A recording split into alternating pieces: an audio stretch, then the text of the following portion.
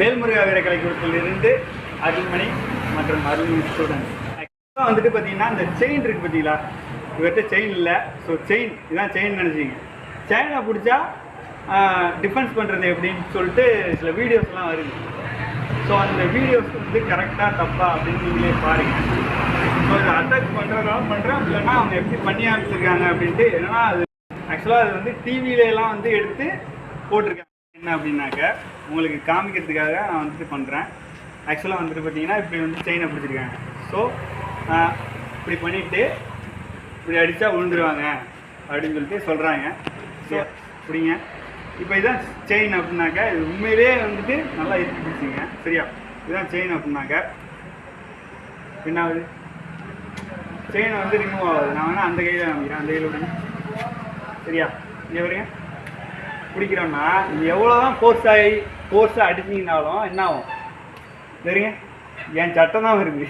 So வருதா, இப்படி தள்ளுறான் அப்படின்னாக்க என்ன ஆகுது, அவன் ஆக்சுவலாக அவன் போய் விழுவான். பண்ணி ஆக்சுவலாக அடிச்சுட்டு அவன் விழுகுறான் அப்படின்னாக்க செயினையும் எடுத்துட்டு ஆவான். நான் ஒழுங்காக தள்ளலை, இல்லை ஃபோர்ஸாக தள்ளுறோம் அப்படின்னாக்க இவரையும் அடிச்சுட்டு பிடிச்சி தள்ளுறோம் அப்படின்னா என்ன ஆகும், ஆக்சுவலாக செயினும் இழுத்துட்டு தான் போவோம். சரியா, இவர் சட்டையை கிழிச்சிடக்கூடாது அப்படிங்கிறதால லைட்டாக ஷர்ட்டை வந்து லைட்டாக பிடிச்சிருக்காரு. ஸோ அதனால் இந்த ட்ரிக்கு சாத்தியமா அப்படின்னாக்க இந்த மாதிரி ட்ரிக்கை யூஸ் பண்ணிங்க அப்படின்னாக்க அவன் போய் பொத்துன்னு விழுந்ததுக்கப்புறம் எழுந்திரிச்சு ஓடிடுவான் செயினோட. சரியா, ஸோ அதனால் இந்த ட்ரிக்கு ஆகாது. சரியா, நம்ம வேற ஒரு ட்ரிக்கை பார்ப்போம். சரியா, இதுதான் செயின் பிடிச்சிட்டாப்புல. ஸோ பிடிச்சவங்க அப்படியே இருக்க மாட்டாங்க, டக்குன்னு ஒட்டனை அடுத்த செகண்டே இழுப்பாங்க. சரியா ஓகேவா.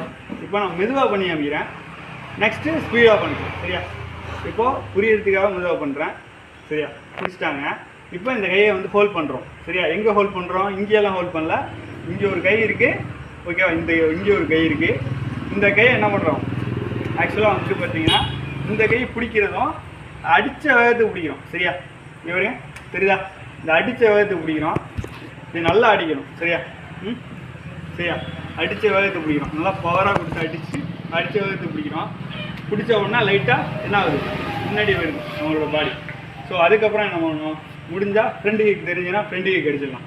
இது வந்து நம்ம வந்து மூஞ்சில் அடிக்கக்கூடாது. சரியா, மூஞ்சில் அடிக்கக்கூடாது. ஓகேவா, வயிறு. சரியா, வயிறில் அடிக்கணும். அப்படி இல்லையா கிட்டக்க போயிட்டு சரியா அடிச்சுட்டு எல்போவில் அடிச்சிடலாம். ஒன்று ஸோ இந்த செயினை படிக்கிறவங்கலாம் மெதுவாக உங்கள் செயினை கொடுங்க பறிச்சுட்டு போகிறேன் அப்படின்லாம் காமிக்க மாட்டாங்க. அதெல்லாம் செகண்ட் கணக்கில் இருக்கும். சரியா, வருவாங்க சட்டுன்னு எடுத்துகிட்டு போயிடுவாங்க. சரியா, இப்படி தான் பண்ணுவாங்க. ஸோ அப்படி பண்ணவங்கள நம்ம ஸ்பீடாக எப்படி பண்ணுறது அப்படின்ட்டு பார்ப்போம். ஸோ இதெல்லாம் வந்துட்டு ஒரு மாஸ்டர்கிட்ட நல்லா போயிட்டு ட்ரைனிங் எடுத்துங்க. ஸோ அப்போ தான் வந்து நல்லா வந்து ஒரு இந்த டிஃபென்ஸ் எல்லாம் நல்லா பண்ண முடியும். சரியா, வாங்க. சரி, ஓகே ஓகே இதான்